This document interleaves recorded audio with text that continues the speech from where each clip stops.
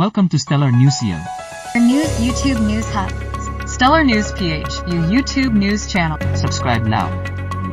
Dito sa Stellar Network ay siguradong updated ka sa showbiz news at iba pa. Kaya kung first time mo dito ay mag-subscribe ka na.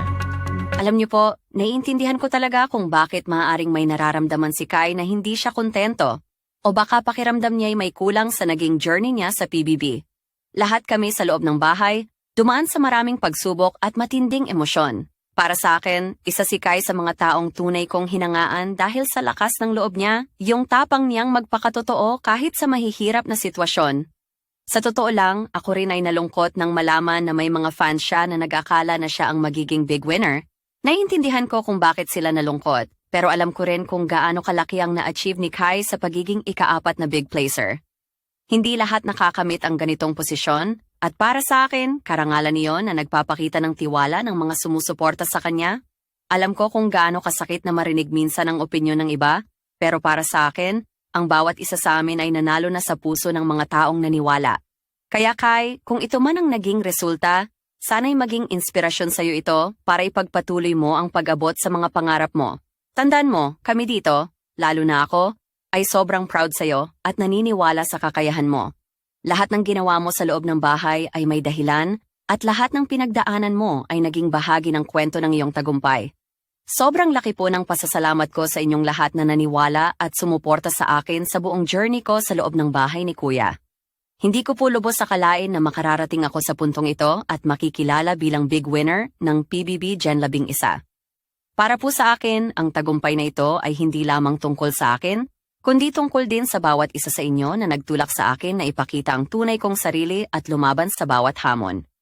Sa bawat pagsubok po sa loob, maraming pagkakataon na halos sumuko na ako dahil sobrang hirap talaga, lalo na kapag homesick at malayo sa pamilya. Pero naisip ko po na hindi lang ako ang lumalaban, kundi pati na rin kayong mga sumusubaybay at nagdarasal para sa akin. Kayo po ang nagbibigay lakas ng loob ko tuwing kinakailangan ko ito. Napakalaking inspirasyon po ang dala ninyo at sa puso ko ay nararamdaman kong hindi ko ito nakuha ng mag-isa. Nagpapasalamat po ako kay Kuya sa mga aral at leksyong natutunan ko.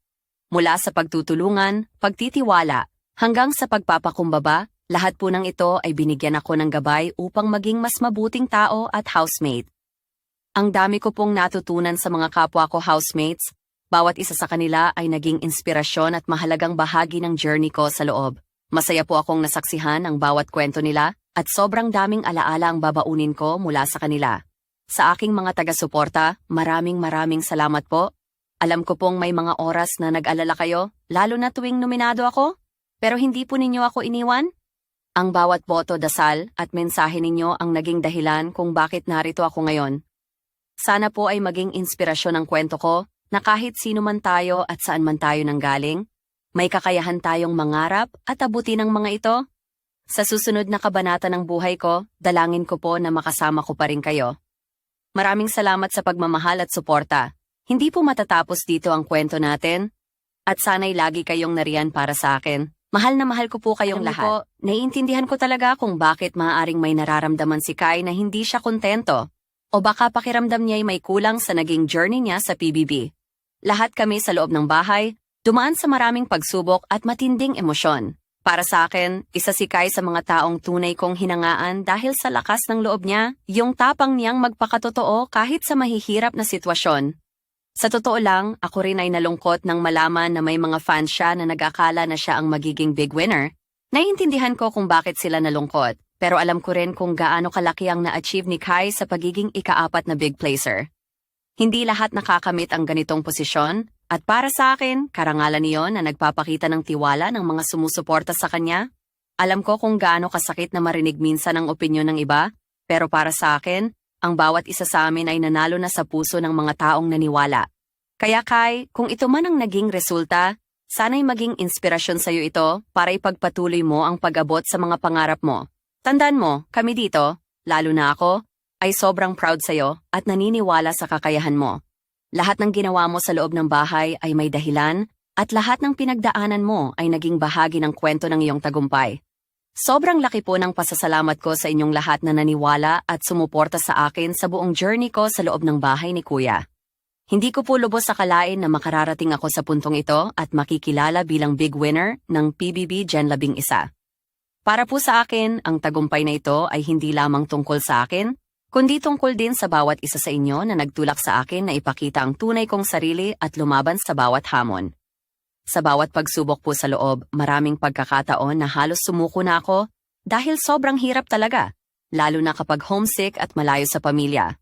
Pero naisip ko po na hindi lang ako ang lumalaban, kundi pati na rin kayong mga sumusubaybay at nagdarasal para sa akin.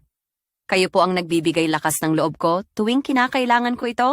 Napakalaking inspirasyon po ang dala ninyo at sa puso ko ay nararamdaman kong hindi ko ito nakuha ng mag-isa. Nagpapasalamat po ako kay Kuya sa mga aral at leksyong natutunan ko. Mula sa pagtutulungan, pagtitiwala, hanggang sa pagpapakumbaba, lahat po ng ito ay binigyan ako ng gabay upang maging mas mabuting tao at housemate. Ang dami ko pong natutunan sa mga kapwa ko housemates, bawat isa sa kanila ay naging inspirasyon at mahalagang bahagi ng journey ko sa loob. Masaya po akong nasaksihan ang bawat kwento nila at sobrang daming alaala ang babaunin ko mula sa kanila. Sa aking mga taga-suporta, maraming salamat po. Alam ko pong may mga oras na nag-alala kayo, lalo na tuwing nominado ako, pero hindi po ninyo ako iniwan. Ang bawat boto, dasal at mensahe ninyo ang naging dahilan kung bakit narito ako ngayon. Sana po ay maging inspirasyon ang kwento ko na kahit sino man tayo at saan man tayo nanggaling, may kakayahan tayong mangarap at abutin ang mga ito. Sa susunod na kabanata ng buhay ko, dalangin ko po na makasama ko pa rin kayo. Maraming salamat sa pagmamahal at suporta. Hindi po matatapos dito ang kwento natin. At sana'y lagi kayong nariyan para sa akin. Mahal na mahal ko po kayong lahat. Masasabi niyo sa issue natin today.